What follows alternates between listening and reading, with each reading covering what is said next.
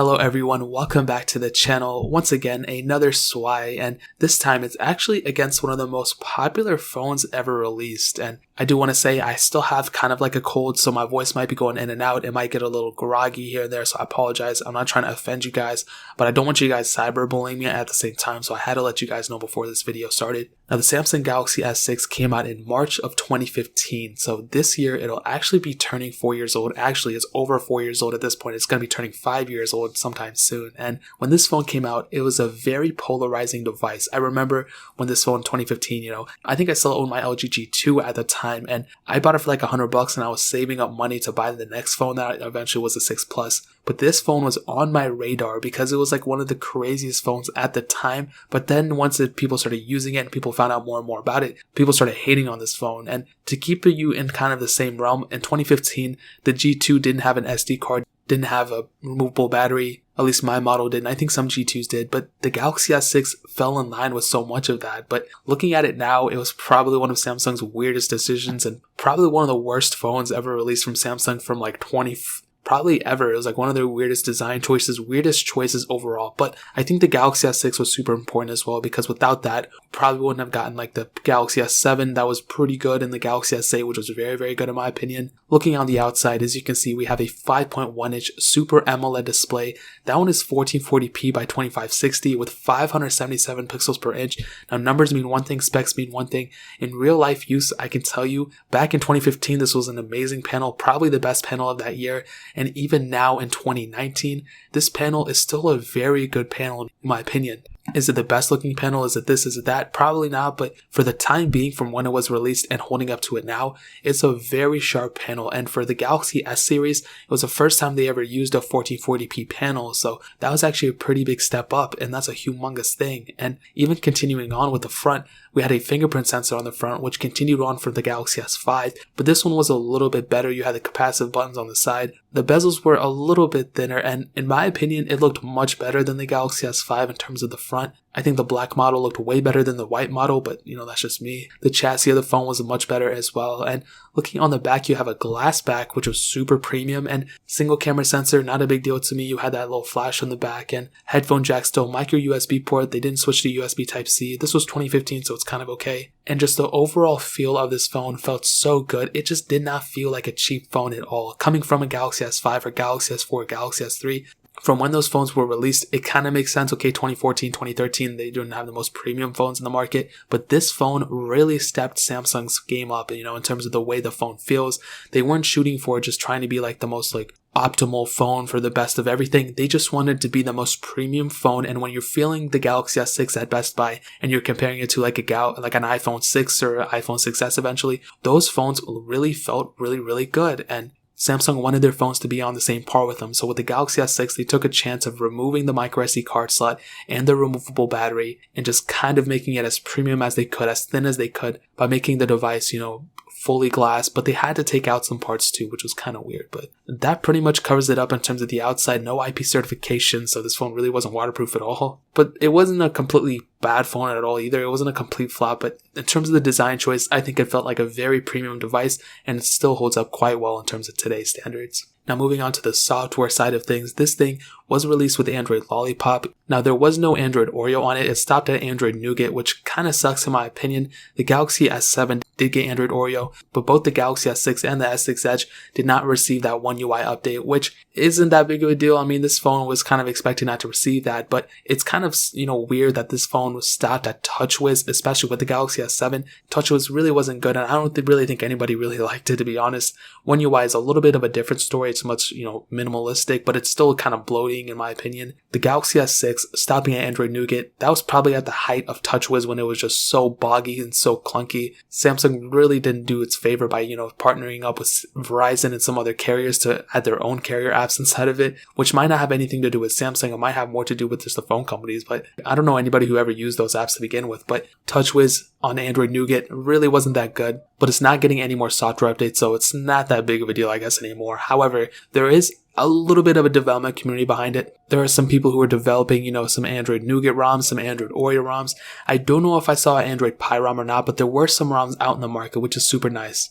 I've seen some other phones as well that were released in that 2015 timeframe that were good and everything, but in terms of the software, I'll definitely tell you the Samsung Galaxy S6, and Samsung didn't really do any favors to it, but it's not a completely horrible device either. If you load a launcher on it or anything, then you'll be fine. This phone is still getting some security updates here and there. I think the last one I got was like a couple months ago, or maybe like less than a year ago, but that's a pretty good thing from Samsung. They're kind of taking their software more seriously, but I will say as a whole, this phone does not compete with any phone, even any iPhone or any Pixel phone that was released in 2015. I think the Nexus 6P was released in 2015, and then 2016 came Pixel. I could be wrong about that, but this phone, in terms of stock software, is out, but in terms of third-party development, there's still a little bit of a community behind it. Not that much, not as much as you might think, but there are some roots and stuff out for it, which is nice. So in terms of software updates, that pretty much covers that up. Let's go ahead and move on to the performance side of things. So when this thing came out, it was released with an Exynos 7420 octa chipset, an octa-core CPU, a Mali T7060 whatever GPU, and 3 gigabytes of RAM when it was released. And there were 3 models of the Galaxy S6, 32 gigabyte model, 64 gigabyte model, and then 128 gigabyte top tier model. And what's funny about that is even the Pixel 4 and the 4 XL that were just released, their top tier model is 128 gigabytes. And this phone from that long ago has this, top tier model, which is so funny. I mean, it's not funny, it's kind of sad more so, but it's whatever at the end of the day. Now, what I can tell you is in terms of the performance and when I'm using it, it doesn't feel like, I say this all the time, but it doesn't feel like a cheap phone when I'm using it per se. And I think that has a lot to do with the build quality. This phone feels much more premium than what I'm even messing with. But when I'm going through and I'm actually loading apps and everything, it still stutters and it's still a pretty slow device at the end of the day. I don't think I was expecting too much from it to begin with, so I was kind of surprised to see this phone being as glitchy as it was. But whenever I'm doing anything with it, whenever I was, opening even smaller apps, the camera, this or that, it seems like there was a noticeable stutter. So it's funny because, this phone hasn't been getting updates, so this phone is probably as fast as it was when it was released within like 2017 with Nougat. So that's kind of a sad thing, but what I will tell you is that since this phone's release,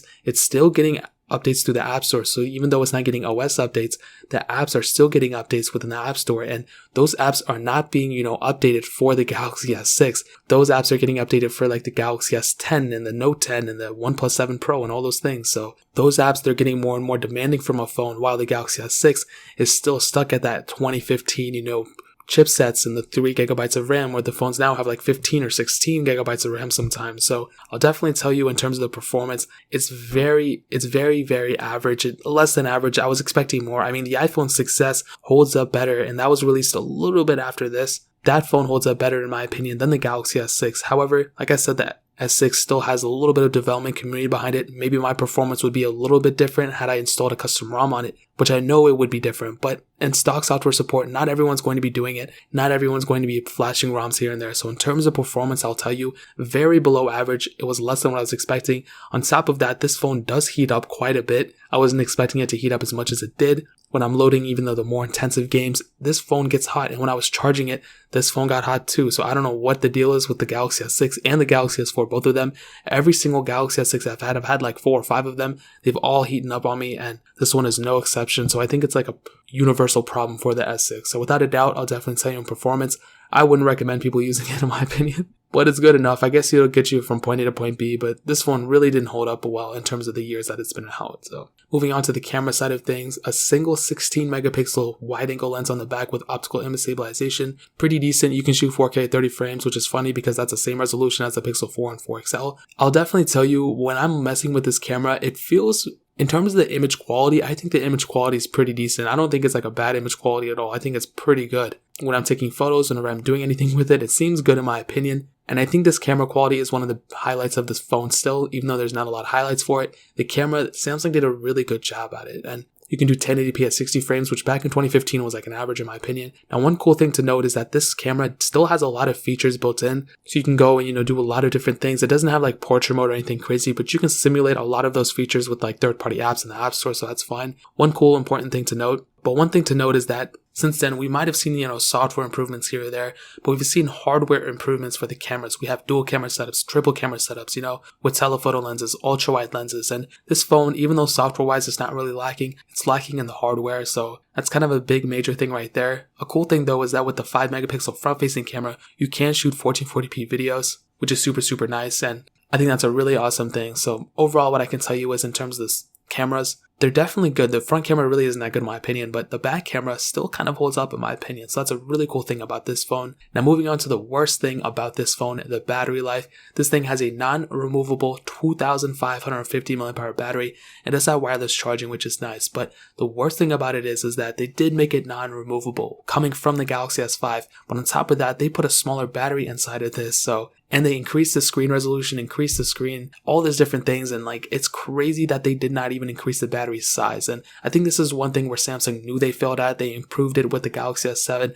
And since then, they've been increasing the battery life, which is really, really nice, really battery size more so. So I think they really learned their lesson with the Galaxy S6, but that was a huge L in my books. That was a huge L in their books as well. They should have done something, either make the smaller battery, but put a removable battery in it, or make the bigger battery and put a non-removable, whatever the case is, battery size should not be going down anyway, and they did that, and they made it enclosed, so it was like a really weird thing they did in my opinion. So, to kind of sum up this whole entire thing, should you buy a Samsung Galaxy S6 in the later part of 2019? I would say no. I would say don't buy it. This phone is degraded. I mean, the battery life really isn't that good. The software is not that good. It's clunky. It's performance laggy. And like, there's really no reason to pick this phone up. If you still have it, good for you. But I wouldn't recommend even picking one up. Even if you get it for like $50, it's just not worth it. I would recommend the first Google Pixel over this phone. That phone has a lot more going for it. It's still getting software updates. It's still much faster. You can probably pick one of those up for probably the same price as the Galaxy S6, which is unbelievable in my opinion. I would recommend like the OnePlus phone of 2015, whichever one that one's, or maybe like the OnePlus 3 or whatever that was. I would recommend that one, but I think the Google Pixel is a very safe phone to recommend to people. Even the Pixel XL, you can get those for super cheap now. So I would recommend staying away from the Galaxy S6 in my opinion. But the S6 Edge might be a different story. I still have to review that separately, but the Galaxy S6, I would not recommend buying in the later part of 2019 in my opinion. And that pretty much covers it. If you guys have any other questions or anything, leave it down in the comment section below. Hit that like button, that would mean so much, but definitely hit that subscribe button. Every single subscriber that we get really does count, so it would mean so much if you guys could hit that. Also check out the other links down in the description as well. My Twitter, my Instagram, my second channel. All those links are linked down below. I'd really appreciate it if you guys could check it out. But more importantly than everything else, I love every single one of you guys. Hopefully I'll catch you guys in the next video. Peace out till then.